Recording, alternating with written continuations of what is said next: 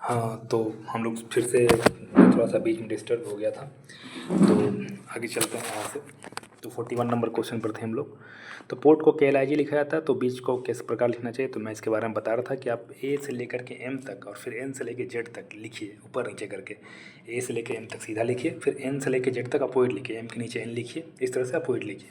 तो आपको दिखेगा कि ये सब जो शब्द हैं, जैसे P के अपोजिट में K आएगा, O के अपोजिट में L आएगा, R के अपोजिट में I आएगा।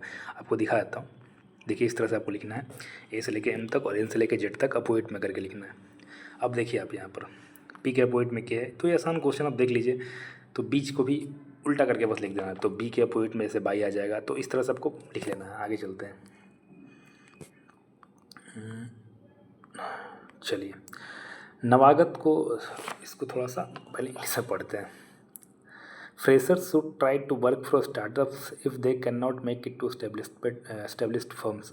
एक स्टेटमेंट दिया गया है, इसका आर्गूमेंट है कि yes, startups offer more scope of learning beyond the profile for which the fresher has been recruited. No, freshers who start their career with startup remains freshers forever. अब इसमें कहा गया है कि फ्रेशर्स को सबसे पहले स्टार्टअप से शुरू करना चाहिए। अगर वो बड़े इस्टेब्लिश्ड फर्म में नहीं जा सकते तो स्टार्टअप से शुरू करना चाहिए। इसके में दो आर्गूमेंट दिए गए हैं। पहला आर्गूमेंट है हाँ के लिए कि स्टार्टअप जो है अच्छा स्कोप ऑफ लर्निंग, इसको हिंदी कर लेता हूँ पहले। स्टार्टअप जो है सीखने की अधिक गुंजाइश पेश करता है और उस प्रोफाइल से परे जिसके लिए नवागत की भर्ती की गई है। मतलब स्टार्टअप जो फ्रेश रिक्रूटर है उसके लिए स्टार्टअप जो है सीखने के लिए अधिक चीज़ बताता है। और इसके नहीं में तर्क है कि नवागत जो मतलब फ्रेशर्स जो स्टार्टअप के साथ अपने करियर की शुरुआत करते हैं वो हमेशा नवागत ही रहते हैं। तो ऐसा नहीं है। अगर कोई फ्रेशर नहीं मतलब किसी फर्म में जा पाते हैं, बड़े फर्म जा पाते हैं, तो स्टार्टअप में जाने से वो मतलब वो हमेशा फ्रेशर्स ही नहीं रहते हैं, उनका वो एक्सपीरियंस काउंट होता है। तो दूसरा तो एकदम ही गलत है। लेकिन पहला सही हो सकता है। चूँकि मैं इसमें थोड़ा सा तर्क की बात थी, मैं सोचा कि इसके बारे में तो बात ही नहीं की गई है, तो मैंने इसका आंसर दोनों ही गलत लगा दिया था कि दोनों नहीं है जो आंसर लगाया था, पर इसका आंसर केवल एक है जो सही है। तो इसका पहला वाला ये होना चाहिए, मैं गलत आंसर टिक किया था। आगे चलते हैं। चलिए एक साधारण ब्याज का क्वेश्चन है, इसमें आपको बताना है कि अमाउंट कितना होगा।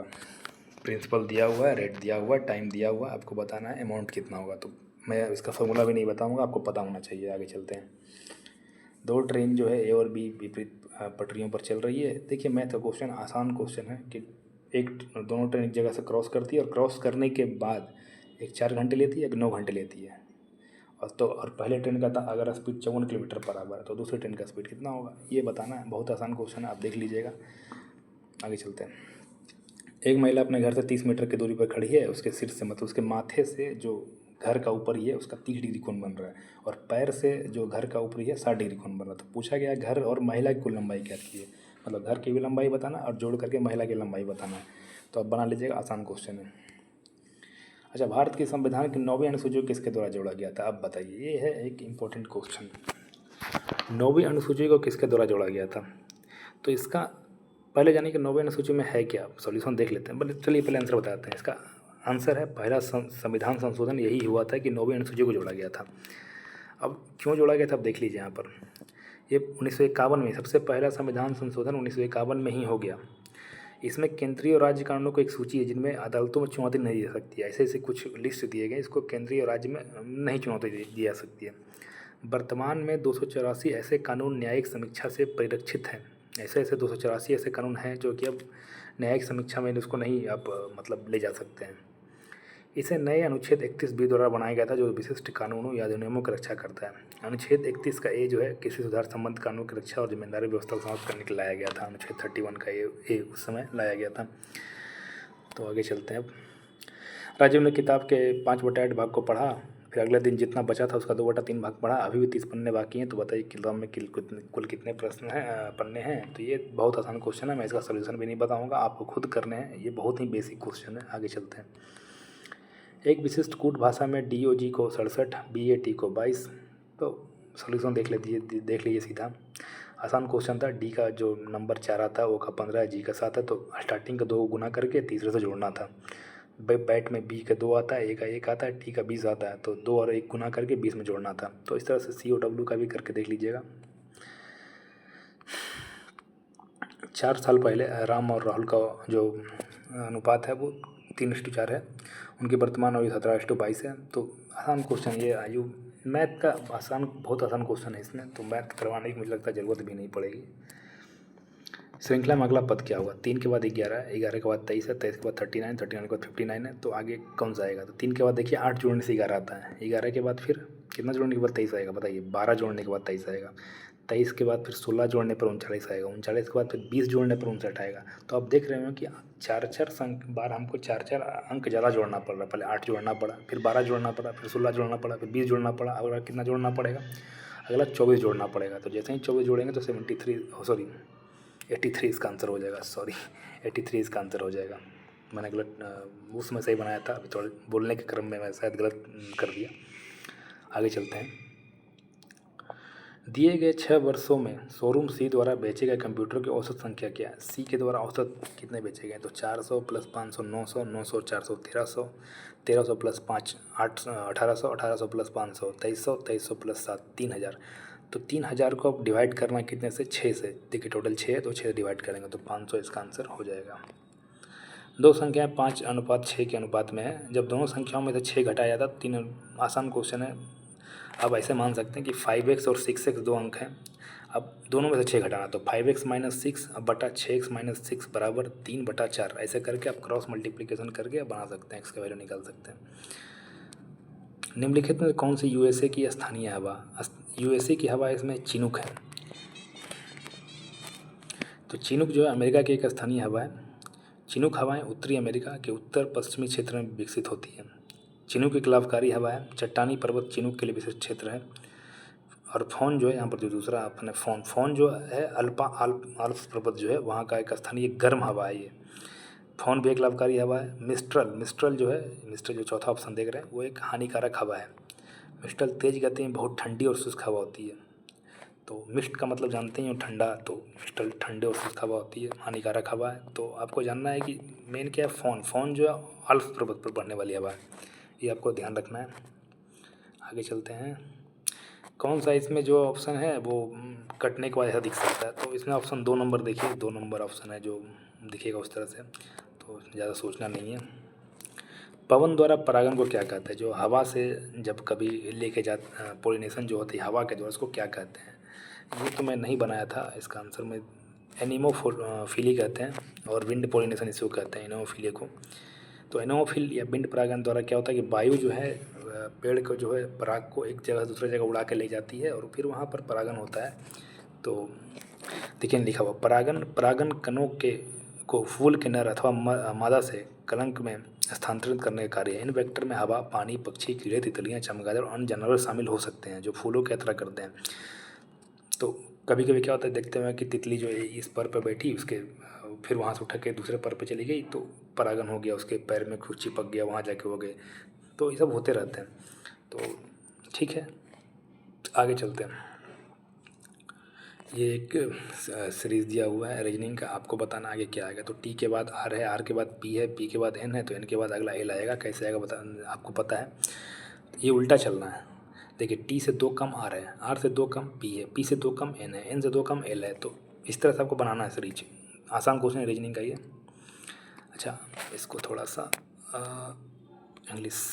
हाँ, अमिनदीवी और लक्षद्वीप मिनिकॉय किस इंडियन टेरिटरी के पार्ट है? तो मिनिकॉय तो आपको पता है लक्षद्वीप का ही पार्ट है। लक्षद्वीप का राजधानी कावरती है, तो ये तो पता ही होगा। शिफ्टिंग एग्रीकल्चर को मिल्पा कहते हैं किस देश में? ये मैंने नहीं बनाया था, तो इसका आंसर मैक्सिको है। मैक्सिको में इसको मिल्पा कहते हैं, ये मुझे नहीं पता था। तो शिफ्टिंग कल्टीवेशन को मिल्पा कहते हैं, कहाँ बोलते हैं? मैक्सिको में बोलते हैं। तो ये एक ट्रेडिशनल प्रैक्टिस है एशिया में, अफ्रीका में और साउथ अमेरिका में। इसको लेडिंग कहते हैं साउथ ईस्ट एशिया में, मतलब दक्षिण पूर्व एशिया में इसको लेडिंग कहते हैं। और सेंट्रल अमेरिका का मतलब हो गया अमेरिका का जो मध्य भाग है, उसको इसमें मिल्पा कहते हैं, इसमें मैक्सिको आता है। अच्छा, इसको और भी चिटमेनी कहते हैं। इसको थोड़ा मैं इंग्लिश से हिंदी कर देता हूँ ताकि समझने में आपको दिक्कत ना हो। हाँ, अफ्रीका में चितमैने या टैबी कहते हैं, श्रीलंका में चेन कहते हैं, और भारत में इसको कहते हैं धा, पेंदा, बेबर, नेवादा, झूम खेती आप सुने होंगे, पोडू खेती, नेवादा खेती। तो ये भारत में तो आप लगभग झूम तो जानते ही होंगे, नेवादा जानते होंगे, तो ये कहते हैं भारत में इसको। चलिए आगे चलें। हाँ, इनमें से कौन सा प्रशांत महासागर का एक गर्म जलधारा है? गर्म मतलब जलधारा का गर्म महासागर लिख दिया है यहाँ पर। तो प्रशांत महासागर गर्म जलधारा है। तो लेब्राडोर करंट जो है वो एक ठंडी जलधारा है। मैंने इसका आंसर लेब्राडोर मारा था, पर ये ठंडी जलधारा है, तो इसका आंसर तो लेब्राडोर नहीं होगा। इसका आंसर क्रोशियो करंट जो है वो एक अ, गर्म जलधारा। देखिए, क्रोशियो करंट जो है जापान करंट से भी जाना जाता है इसको।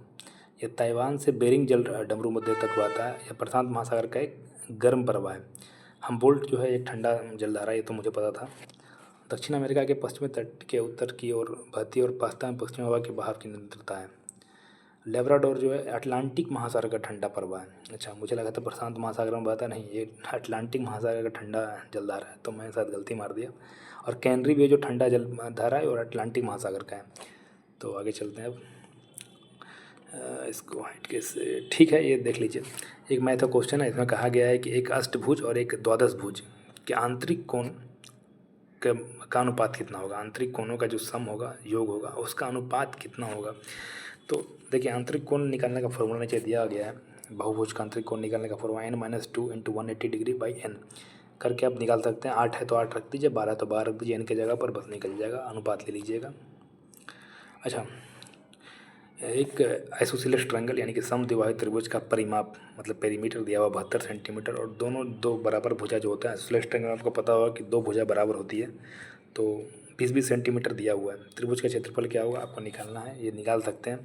देखिए, पेरीमीटर 72 दिया हुआ, तो 20-20 40 सेंटीमीटर, तो दो लेंथ दिया ही हुआ, एक हो जाएगा 32 सेंटीमीटर। अब आपको पता है heroes formula √√s × s - a × s - b × s - c, तो इसे आप क्षेत्रफल निकाल सकते हैं। ये देखिए आपका यहाँ पर दिया हुआ है। अच्छा, एक यहाँ पर समद्विबाहु त्रिभुज का एक दूसरा फॉर्मूला दिया हुआ है, b/4 × √4a² - b²। ठीक है, इसे भी निकाल सकते हैं। मैं हीरोस फार्मूला से निकाला था इसको, √s × s - a × s - b × s - c। s जो है यहाँ पर सेमी पेरीमीटर है, यानी कि परिमाप का आधा 72 का आधा 36, तो देख लीजिएगा इसको। आगे चलते हैं। हाँ, the coil of an electric room heater is called. जो रूम हीटर का जो कॉइल लगा था उसको क्या कहते हैं। अब मैं थोड़ा सा कंफ्यूज हो गया था यहाँ पर, मुझे समझ में नहीं आ रहा था, क्योंकि इसमें फिलामेंट फॉयल तो नहीं कहते, मुझे पता था।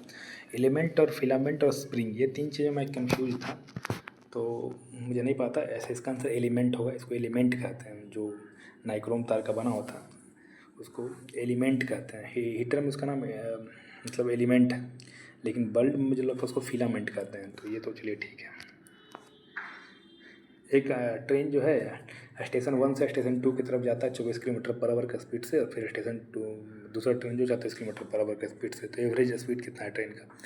देखिए, इस क्वेश्चन में बहुत लोग गलत कर देंगे। गलती इस सेंस में करेंगे क्योंकि उनको लगता है कि एवरेज जो होता है वो होता है दोनों को जोड़ करके 2 से डिवाइड करना। नहीं, एवरेज का फॉर्मूला होता है total distance by total time taken. तो टोटल डिस्टेंस आप अगर x माने तो 2x हो जाएगा, और टोटल टाइम हो जाएगा x/24 + x/36। अब आपको एवरेज स्पीड मिलेगा। तो ऐसा मत कीजिएगा कि 24 + 36 डिवाइड बाई 2 कर दीजिएगा, तो ऐसा मत कीजिएगा, नहीं तो फिर वो गलत होगा।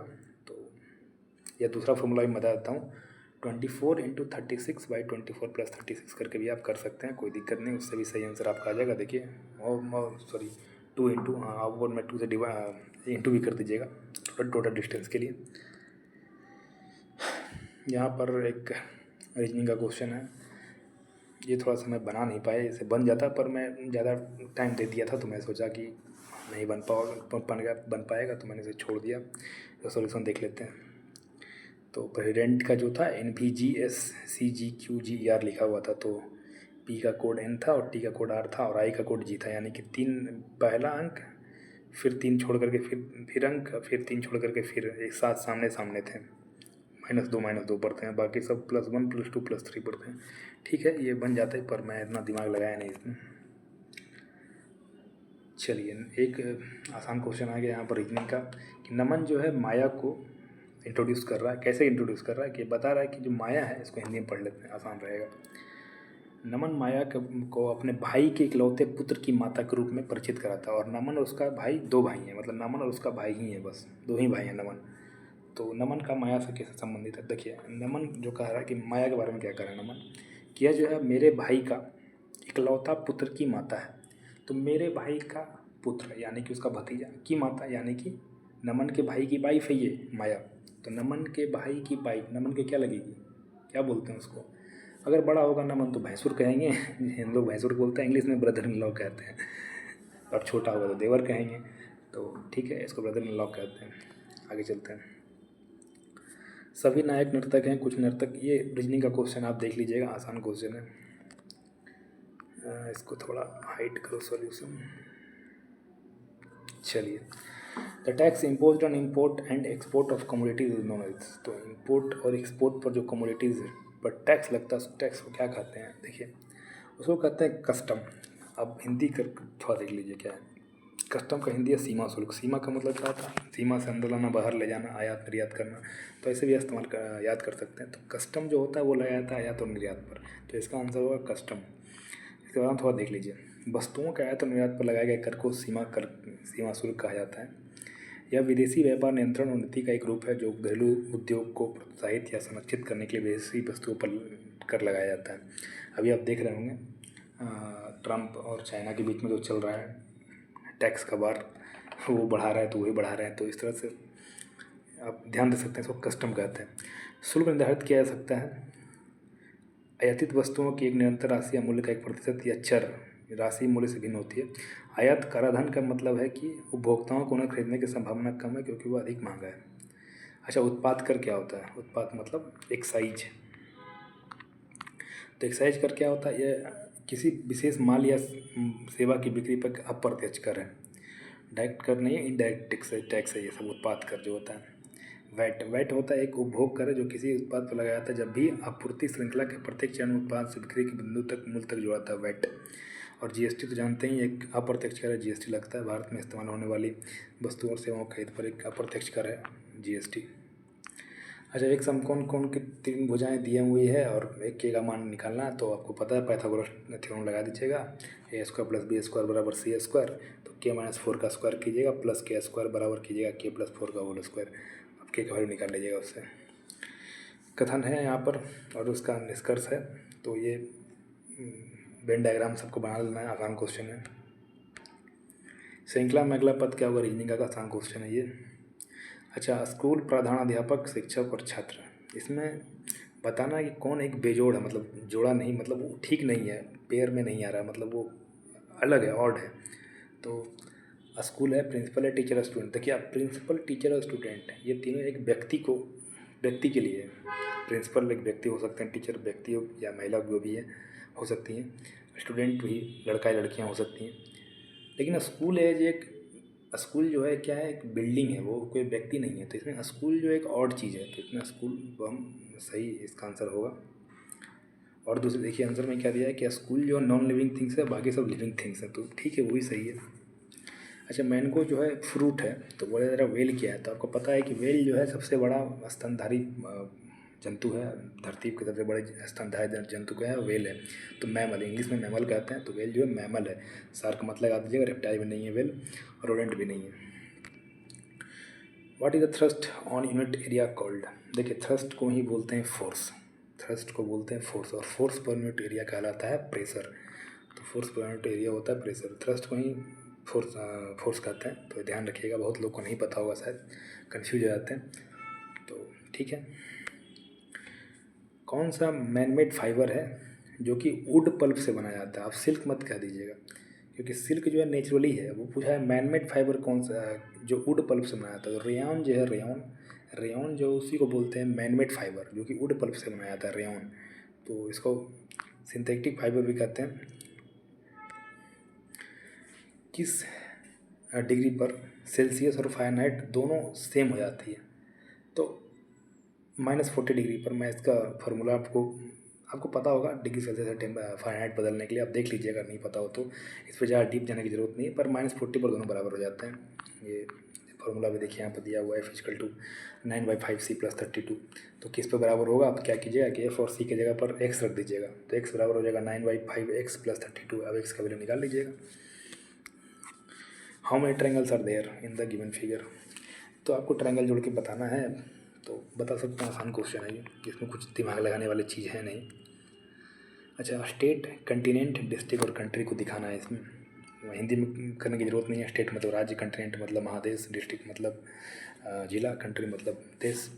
तो आपको बताना है कि कौन सा डायग्राम जो है इसमें आ सकता है। तो देखिए 4th नंबर जो डायग्राम आपको दिख रहा होगा, सबसे बड़ा कंटिनेंट होता है, उसके अंदर में कंट्री आती है, कंट्री के अंदर में स्टेट होता है, तब डिस्ट्रिक्ट होता है। तो मतलब सब एक दूसरे के अंदर में आ रही है। तो कंटिनेंट सबसे बड़ा, उसके अंदर में कंट्री, उसके अंदर में स्टेट, उसके अंदर में डिस्ट्रिक्ट। तो 4th नंबर जो है सही है इसका।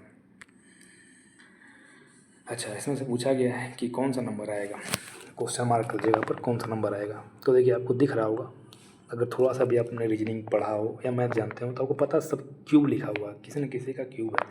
जैसे 8 जो है 2 का क्यूब है, 27 3 का क्यूब है, 64 4 का, 125 5 का क्यूब है, 216 6 का क्यूब है। तो अगला जो है 7 का क्यूब भी हो सकता है और 1 का क्यूब हो सकता है। आप बहुत लोग बोलेंगे 1 का क्यूब क्यों होगा, क्योंकि 1 से भी तो शुरू हो सकता था। 1 का क्यूब हो सकता था, 2 का क्यूब हो सकता था, 3 का क्यूब, 4 का क्यूब, 5 का क्यूब, 6 का क्यूब। तो आपको ऑप्शन देखना है कि इसके ऑप्शन में 1 दिया हुआ है या 343 दिया हुआ है, यानी कि 1 का क्यूब दिया हुआ है, 7 का क्यूब दिया हुआ है। तो ऑप्शन देखेंगे, ऑप्शन में 343 है, 1 नहीं है, तो इसका आंसर 343 ही होगा। अगर 1 होता तो 1 भी आंसर इसका हो सकता था। तो ध्यान से इस क्वेश्चन को कीजिएगा। कभी कभी क्या होता है कि आदमी आगे की तरफ सोचते हैं, पीछे भूल जाते हैं, तो देखना है। अच्छा, इसमें एक क्वेश्चन है, विच इंस्टीट्यूट और institutions publish the climate change performance index CCPI 2023। तो ये थोड़ा सा पुराना करंट अफेयर मैं कहूँगा, 2023 का था, तो मुझे पता नहीं है। तो इसका answer all of the above है, मतलब सभी जो है, German watch, new climate institute, climate action network, सब जो है वो क्लाइमेट चेंज परफॉर्मेंस इंडेक्स 2023 जो पब्लिश किए थे। तो ठीक है, इसके बारे में आप पढ़ना चाहते हो तो पढ़ सकते हैं। ऐसा कोई मुझे इम्पोर्टेंट लग नहीं रहा है, लेकिन ठीक है।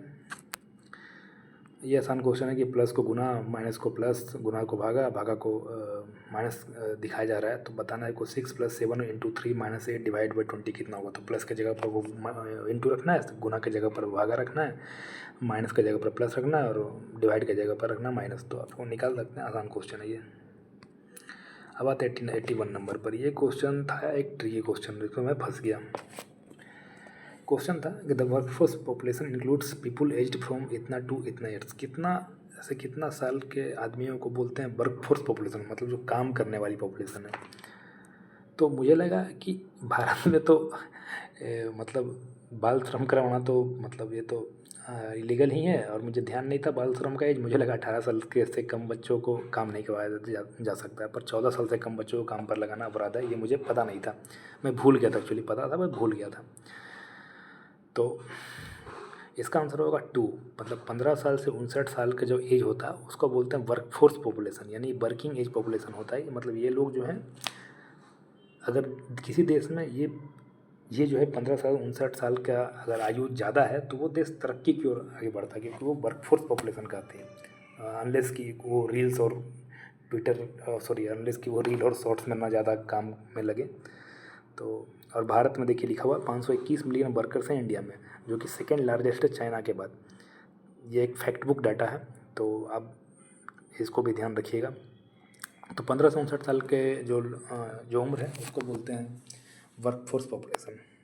आगे चलते हैं 82 नंबर पर।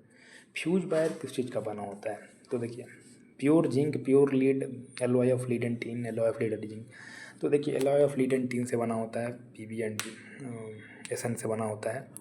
इसको ध्यान रखिएगा, क्योंकि पीबी और एसएन एलॉय मिल करके उसका रेजिस्टेंस हाई होता है और मेल्टिंग पॉइंट लो होता है। हाई रेजिस्टेंस क्यों होता है कि करंट बहुत ज़्यादा पास होता है, और लो मेल्टिंग पॉइंट क्यों होता है कि जल्दी गल भी जाए। ऐसा ना हो कि करंट पास होता रहे, बहुत हाई करंट पास हो जाए, गले ही नहीं, तो फिर क्या फ्यूज का काम। फ्यूज गलने से क्या होगा, फ्यूज गलने से होता है कि वो ब्रेक हो जाती है, सर्किट ब्रेक हो जाती है, तो करंट आगे पास नहीं होते। तो अगर हाई करंट आएगी भी तो आगे जलेगी नहीं सर्किट। तो ठीक है, इसको ध्यान रखिएगा। जो फ्यूज वायर होता है वो पीबी + एसएन, शॉर्टकट में पीबी एसएन से बना होता है। पीबी मतलब लेड, एसएन मतलब टीन। आगे चलते हैं। If field is called ground, ground is called rain, rain is called highway, highway is called pipe, तो पाइप इज कॉल्ड रेल। तो अगर स्टेट्स को कनेक्ट करना हो तो क्या इस्तेमाल करते हैं। तो देखिए, स्टेट्स को कनेक्ट करने के लिए रेलवे का इस्तेमाल होता है, रोडवेज का इस्तेमाल होता है, इसको हाईवे भी कहते हैं। तो यहाँ पर हाईवे है तो हाईवे का इस्तेमाल करेंगे। लेकिन अब देखिए, हाईवे को क्या कहा गया, पाइप कहा गया। तो इसका आंसर हाईवे नहीं होगा, इसका आंसर होगा पाइप, यानी what does connect to the states, तो पाइप। तो आगे चलते हैं अभी। Height and slant height of a cone is 20 centimetre and 25 centimetre. Find the volume of cone. हाँ जी, तो कोण का वॉल्यूम निकालना है। इसमें आपको हाइट और स्लैंट हाइट दिया हुआ, हाइट का मतलब h और स्लैंट हाइट का मतलब l। तो l बराबर क्या होता है, l बराबर होता है root under H square plus R square. तो अगर l और h दिया हुआ तो r निकाल सकते हैं, और जैसे ही r निकल जाएगा तो वॉल्यूम ऑफ कोण होता है 1/3 pi into R square into H. H दिया ही हुआ था, r निकाल ही लिए हैं, तो बस रख दीजिए, आंसर आ जाएगा। इसका आंसर 1500 होगा। सिमलीपाल काई चटनी, ये जनवरी 2024 में इसको जीआई टैग मिला है। ये किस स्टेट का जीआई टैग है, हिंदी कर लेता हूँ पहले।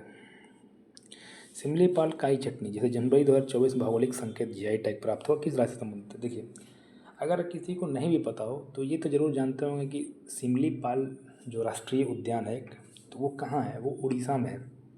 तो सिमलीपाल काई चटनी भी उड़ीसा की ही होगी, ऐसा तो नाम, क्योंकि सिमलीपाल एक जगह का नाम है, तो सिमलीपाल तो जगह चेंज हो सकती है ना, तो इसका आंसर उड़ीसा होगा। तो इससे भी आप लगा सकते थे अंदाज़ा। तो आगे देख लेते हैं क्या क्या है, इसके बारे में थोड़ा पढ़ लेते हैं। तो सिमलीपाल काई चटनी उड़ीसा राज्य का एक उत्पाद है और इसको जीआई टैग मिला हुआ है। यह चटनी काई से बनाई जाती है, जो उड़ीसा के मयूरभंज और केओंझार जिलों में पाई जाने वाली एक स्वदेशी सामग्री है। मयूरभंज और केओंझार जो वहाँ का डिस्ट्रिक्ट है। यह इन जिलों की स्थानीय जनजातियों की पाक कला और पारंपरिक औषधीय प्रथाओं में एक महत्वपूर्ण तत्व है। और किसको किसको जीआई टैग मिला, तो अब देख लीजिए उड़ीसा में और भी है, लांजिया सौरा पेंटिंग्स को, डोंगरिया कौंसाल को, और खजूरी गुड़। खजूरी गुड़ को भी जीआई टैग मिला उड़ीसा का। बहुत इंपॉर्टेंट क्वेश्चन है ये, ध्यान रखिएगा इसको। अच्छा, अरुणाचल प्रदेश से हस्तनिर्मित कालीन को, कालीन भैया वाले ने कालीन नहीं, हस्तनिर्मित कालीन को मिला है अरुणाचल प्रदेश। और बांचो लकड़ी का शिल्प, लड़की का नहीं, तो बांचो लकड़ी का शिल्प और हस्तनिर्मित कालीन मिला अरुणाचल प्रदेश को। अच्छा, पश्चिम बंगाल को क्या क्या मिला, तांगेल साड़ी, गारत साड़ी, कोरियल साड़ी। तो साड़ी जहाँ भी दिख जाए तो सीधा पश्चिम बंगाल लगा देना है, देख लीजिएगा, तंगेल, गारत और कोरियल। अच्छा, ढेंकनाल जादू, ढेंकनाल जो है उड़ीसा में ही पड़ता है, एक जगह का नाम है ढेंकनाल। तो ढेंकनाल का जादू जो है वो भी उड़ीसा में ही है। सिमलीपाल काई चटनी अभी पढ़ा था। नयागढ़ कंटोई मुंडी बैंगन, ये भी उड़ीसा का। कंटई मुंडी जो भी एक जगह का नाम है, नयागढ़ में आता है। नयागढ़ कंटई मुंडी मतलब एक जगह का नाम है, वहाँ का बैगन जो उसको मिला जीआई टैग, ये भी उड़ीसा का ही है।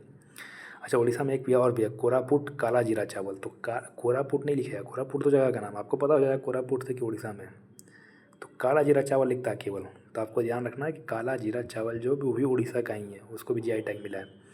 अच्छा, पश्चिम बंगाल में और भी क्या क्या, कलोनूनिया चावल जो है पश्चिम बंगाल में मिला है, काला जीरा मिला है उड़ीसा में, तो आपको ध्यान रखना है। सुंदरबन का शहर पश्चिम बंगाल, सुंदरबन आपको पता है कि पश्चिम बंगाल में पड़ता है, तो सुंदरबन शहर पश्चिम बंगाल। कच्ची खरीक, ये गुजरात है, गुजरात को जीआई टैग मिला कच्ची खरीक के लिए। रामबन अनारदाना, अनारदाने की चटनी जम्मू कश्मीर में बहुत फेमस होती है, तो जब भी अनारदाना दिखे तो जम्मू कश्मीर सीधा लगा दीजिए। तो रामबन अनारदाना जो है वो जम्मू कश्मीर, इसको जीआई टैग मिला है। और आदि केकिर अदरक अरुणाचल प्रदेश को मिला है, तो इसको आपको ध्यान रखना है। आगे चलते हैं, कोई छूट तो नहीं गया, नहीं ठीक है। चलिए अगला है गद्य, काव्य और साहित्य। ये तीनों जो है एक दिखा रहा था, इसके जैसा आपको चुनना है, गद्य, काव्य, साहित्य। तो ये तीनों देखिए पढ़ने वाली चीज़ है, गद्य भी, काव्य भी, साहित्य भी।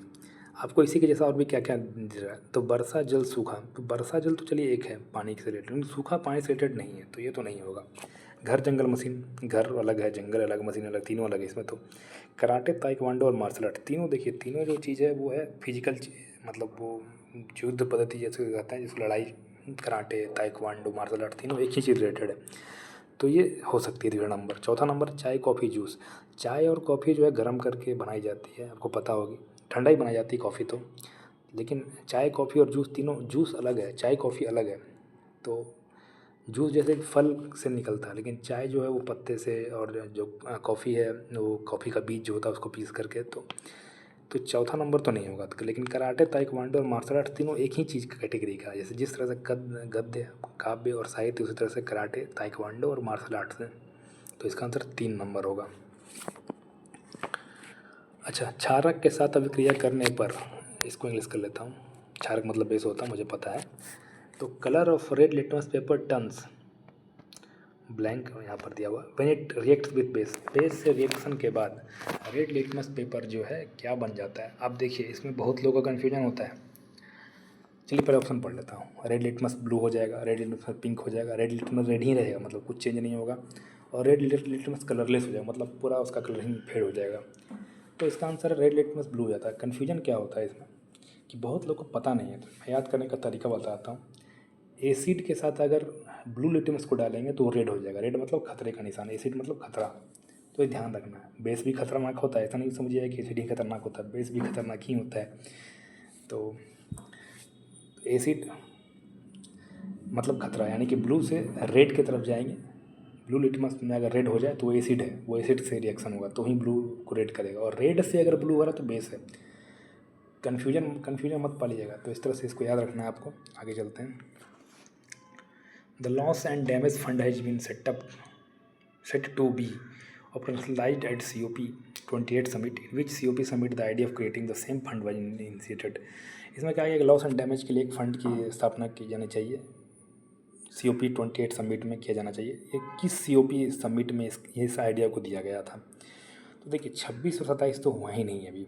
तो इसका आंसर मैं देख लेता हूँ, मुझे पता नहीं है लेकिन फिर भी देख लेता हूँ इसका आंसर क्या है। ओह सॉरी 27 ही है, मुझे पता नहीं था, सॉरी। क्या है मुझे इसके बारे में आइडिया नहीं है, मैं पढ़ लूँगा। तो L&D फंड की घोषणा पहली बार पिछले साल मिस्र के शर्म अल शेख में COP27 के समापन पर की गई थी, जिसे इस साल चालू किया गया। COP28 सदस्य देश पहले से ही 28 सदस्य देश पहले से ही जलवायु परिवर्तन से जूझ रहे देशों को मुआवजा देने और हानि क्षति के लिए करने पर सहमत हुए। यह फंड विश्व बैंक पर आधारित होगा और एक स्वतंत्र सचिवालय द्वारा प्रबंधित किया जाएगा, जिसमें $450 मिलियन पहले ही गिरवी रख चुके हैं। हालांकि अरबों डॉलर की और आवश्यकता है। तो ठीक है, इसके बारे में आप देख लीजिएगा। अच्छा, इसमें मेन इंपॉर्टेंट चीज़ है कि COP20 जो हुआ था, COP समिट जो हुआ था 1 दिसंबर को, जलवायु शिखर सम्मेलन जो होता है, उसका पर्यावरण मंत्री भूपेंद्र यादव ने फंड की शुरुआत के लिए आभार व्यक्त किया था। तो ये देख लीजिएगा। आगे चलते हैं। थोड़ा इसको लगातार दूसरे वर्ष 13वें PSC उत्कृष्टता पुरस्कार में CMD ऑफ द ईयर, ये एक करंट अफेयर क्वेश्चन है और मुझे पता नहीं है क्योंकि मैं कुछ दिन से करंट अफेयर देख नहीं पा रहा हूँ। तो ठीक है, इसका आंसर देख लेते हैं क्या है। इसका आंसर प्रदीप कुमार दास है। तो प्रदीप कुमार दास जी को 13वें PSC उत्कृष्टता पुरस्कार में CMD ऑफ द ईयर का अवार्ड मिला था। यह उनकी लगातार दूसरी जीत है, जो नवीनीकरण ऊर्जा पहल को आगे बढ़ाने में असाधारण नेतृत्व का प्रदर्शन करती है। इरेडा ने ऑपरेशनल परफॉर्मेंस एक्सीलेंसी और कॉर्पोरेट गवर्नेंस जैसे श्रेणियों में भी उपविजेता स्थान हासिल किया। इरेडा के CMD हैं प्रदीप कुमार दास, IRED है इरेडा के, उन्हीं को मिला 13वां PSC उत्कृष्टता पुरस्कार CMD ऑफ द ईयर। इनको दूसरी बार लगातार मिला है, तो ये भी ध्यान रखिएगा। तो इंपॉर्टेंट हो जाता है कि दूसरी बार मिला तो इंपॉर्टेंट ही है ये तो। और इरेडा के ये CMD ये भी इंपॉर्टेंट है।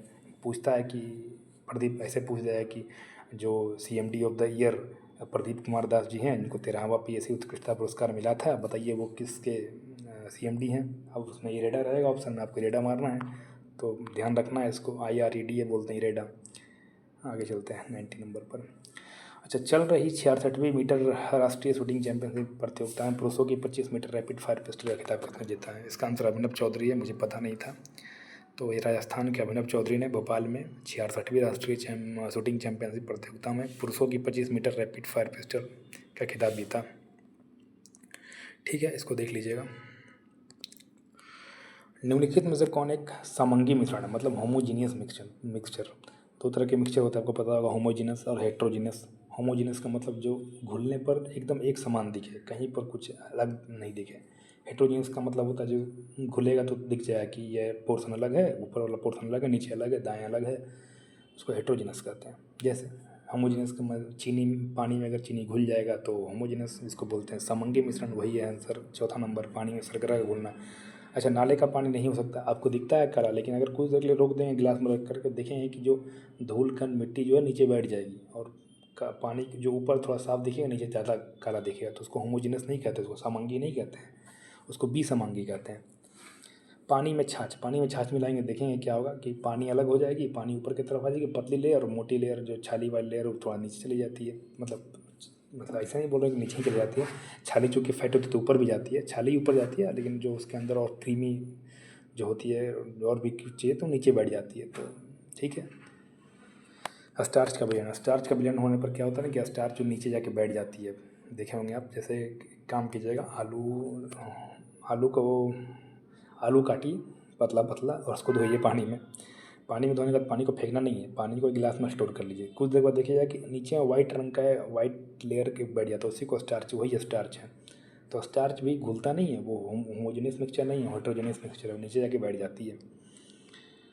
चलिए अगला क्वेश्चन है कि इसमें से मध्यका ज्ञात कीजिए। मध्यका का मतलब होता है मीडियन, माध्य का मतलब होता है मीन। तो ठीक है, माध्य का ज्ञात करना है, मीडियन बताना है। और ये लिखा हुआ है कि ये आरोही क्रम में व्यवस्थित किया गया है, मतलब आपको व्यवस्थित नहीं करना है, किया गया है।